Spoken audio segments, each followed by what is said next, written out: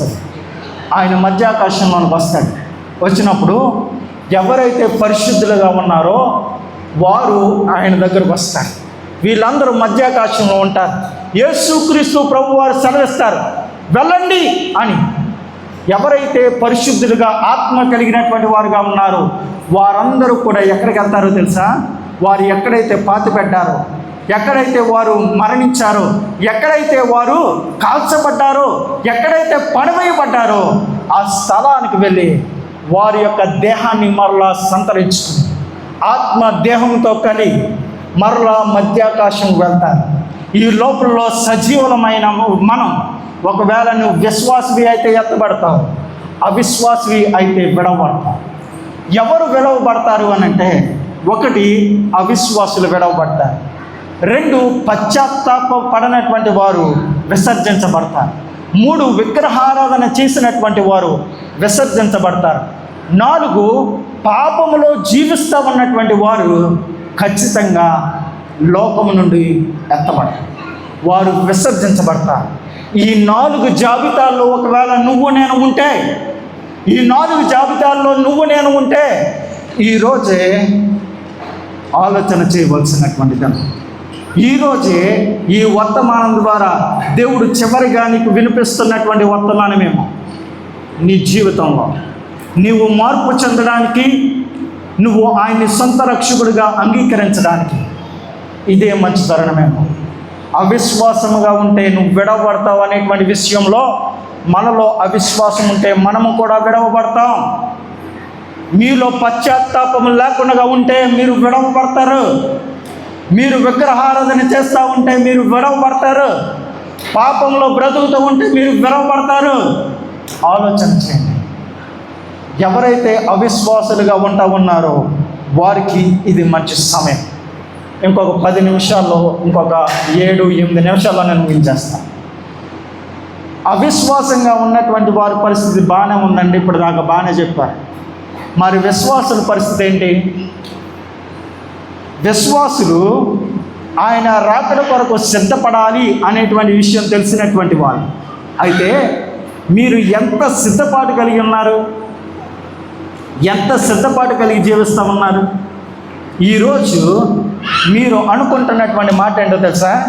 Sir, మీరు అంటున్నటువంటి మాటలు నేను విన్నాను, నా జీవితంలో చేశాను. ఏంటి? పశ్చాత్తాపడ్డాను, మారు మనసు పొందాను, ఆయన సొంత రక్షకుడిగా అంగీకరించాను. నేను ఆయన సొంత రక్షకుడిగా అంగీకరించినట్లుగా నీకు నాకు సాక్ష్యం ఏంటి అని అంటే, మొన్ననే బాప్తిసం తీసుకున్నాను, బాగానే ఉంది, సంఘంలో చేర్చబడ్డాను, బాగానే ఉంది, ఇంకా నేను విశ్వాసంలో కొనసాగుతున్నాను, బాగానే ఉంది. అయితే నీవు నేను ఆలోచించుకోవాల్సింది ఏంటో తెలుసా? రక్షించబడిపోయావు, రక్షించబడిపోయినంత మాత్రాన పరలోకం వెళ్ళిపోతావా? లేదు. రక్షించబడినంత మాత్రాన నీవు ఆయన రాకడలో ఎత్తబడాలి అనేటువంటి ఆలోచన కలిగి ఉన్నావా అంటే లేదు. నీవు ఆయన రాకడ వచ్చినప్పుడు నువ్వు ఎత్తబడిపోతావా అని అంటే తెలియదు. ఆయన రాకడ వచ్చినప్పుడు నేను ఎత్తబడతాను అనేటువంటి నిశ్చయిత నీకు ఎంత ఉంది? ఆలోచన చేయండి. ఆయన రాకడ వచ్చినప్పుడు మనలో ఎంతమంది ఎత్తబడతాం? నేను ఎత్తబడతానండి, ఆ విశ్వాసం నాకుంది అన్నటువంటి వాళ్ళు ఉన్నారా? ఉన్నారా? ఎత్తబడకపోవడానికి గల కారణం ఏంటో తెలుసా? మనం రక్షించబడిన తర్వాత మన యొక్క విశ్వాసాన్ని మనం కోల్పోతూ ఉన్నాం.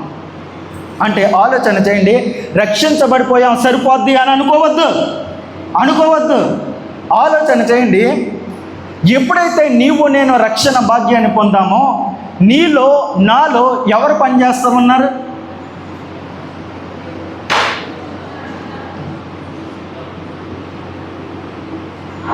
గట్టిగా చెప్పండి, చెప్పేది ఏదో గట్టిగా చెప్పండి బాబు. పరిశుద్ధాత్ముడు పనిచేస్తూ ఉన్నాడు కదా. పరిశుద్ధాత్ముడు నీలో నాలో పనిచేస్తూ ఉన్నప్పుడు ఆలోచన చేసుకోవాల్సింది ఏంటో తెలుసా? రక్షించబడినటువంటి ప్రతి ఒక్కరు ఆలోచించుకోవాల్సింది ఏంటో తెలుసా? నాలో పరిశుద్ధాత్ముడు పనిచేస్తున్నాడా లేదా? పరిశుద్ధాత్ముడు ఎప్పుడు పనిచేయడో చెప్పనా? ఎప్పుడైతే పరిశుద్ధాత్ముని యొక్క నడవడికలో నువ్వు నడకకపోతే, పరిశుద్ధాత్మను గద్దిస్తామంటే నువ్వు వినలేనటువంటి పరిస్థితుల్లో ఉంటే పరిశుద్ధాత్ముడు నీలో పనిచేయట్లేదు అని అర్థం. పరిశుద్ధాత్ముని నడిపింపులో నువ్వు లేకపోతే నీలో పరిశుద్ధాత్ముడు పనిచేయట్లేదు అని అర్థం. పరిశుద్ధాత్ముడు బోధిస్తూ ఉంటే నువ్వు వింటలేదు అని అంటే నీలో పరిశుద్ధాత్ముడు పనిచేయట్లేదు అని అర్థం. పరిశుద్ధాత్ముడు పనిచేయట్లేదు మనలో చాలామంది ఎలాంటి పరిస్థితుల్లో ఉన్నారో తెలుసా? పరిశుద్ధాత్మను దొక్కపెట్టినటువంటి పరిస్థితుల్లో ఉన్నారు. సార్, నేను ఏ విషయాల్లో దొక్కపెట్టానండి అని అంటే ఆయన మాట వినలేదు. ఆయన నడక చూపించాడు, ఆ నడవడికలో నువ్వు నడవలేదు. ఆయన ఈ త్రోవని చూపించాడు, ఆ త్రోవలో నువ్వు వెళ్ళలేదు. ఆయన నిన్ను హెచ్చరించాడు, ఆ మాటలు నువ్వు వినలేదు. ఆయన నిన్ను గద్దించాడు, ఆ మాటలు నువ్వు వినలేదు. ఇన్ని చేసిన తర్వాత ఆయన దుఃఖపడకుండా ఎందుకుంటాడండి? ఇన్ని చేసిన తర్వాత ఆయన ఎందుకు దుఃఖపడకుండా ఉంటాడు? ఖచ్చితంగా దుఃఖపడతాడు.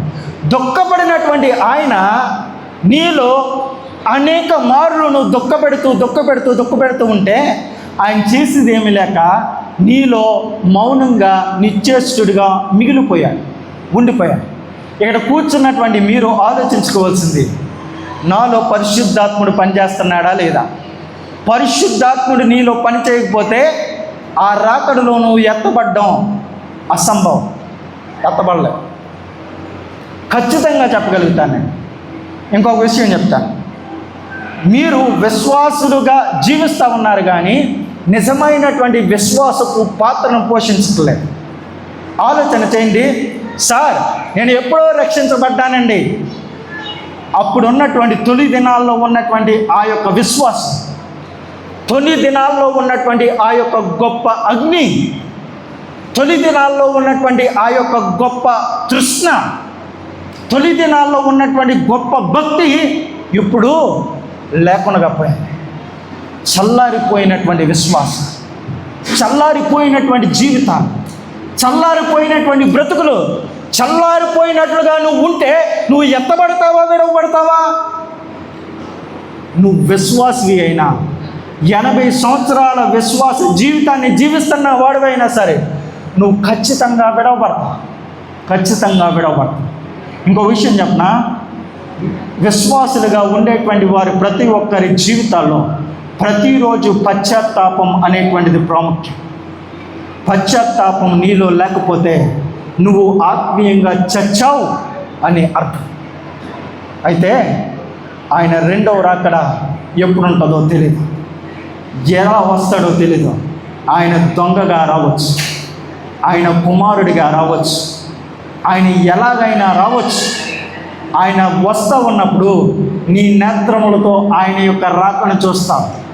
నీ నేత్రములతో ఆయన రాకను చూస్తూ ఉన్నప్పుడు నువ్వు ఎత్తబడేటువంటి గుంపులో ఉంటావా, విడవబడినటువంటి గుంపులో ఉంటావా? నీకు నువ్వు ఆలోచన చేసుకోండి. మీరు ముందు పాట పాడారే, ఈ పాట ఇప్పుడు పాడండి. చెప్తా, ఈ పాట ఇప్పుడు పాడండి. మీరు ఇక్కడ పాడవలసిన అవసరం లేదు. ఈ విశ్వాసంతో ఇదే పాటని ఇంటికి వెళ్ళి ఒకసారి పాడుకోండి. నేను వెత్తబడేటువంటి గుంపులో ఉంటానా, విడవబడే గుంపులో ఉంటానా అనేటువంటిది ఖచ్చితంగా మీకు అర్థమవుతుంది.